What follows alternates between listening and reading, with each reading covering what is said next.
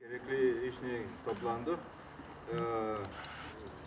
Doğrusundan söylemeye gerek ne var ne olur bu bizim yanımıza Ukrayna'nın tarafında ne iş anda yaparlar hem Ukrayna'nın askerleri hem bizden çıkan bu meclis adamları bence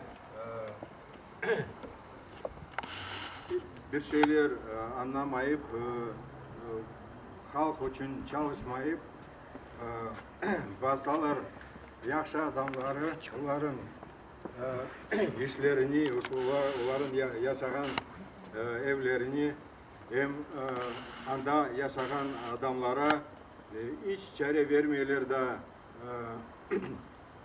o fikirleri göstermeye hem yaxşı yaşamaya dostlukla beraberlikle ulen. Onun için bizim bugün bunda toplangan aktif adamları biz geldik bunda Seyit Ömer Efendi için. Çünkü onun anda evleri kaldı, iş kaldı, yapkan işleri çok, toprakları kaldı, soyları kaldı. Bütün adamlar hangi union çalıştı anda kaldılar da bugün onları basıp geçerler.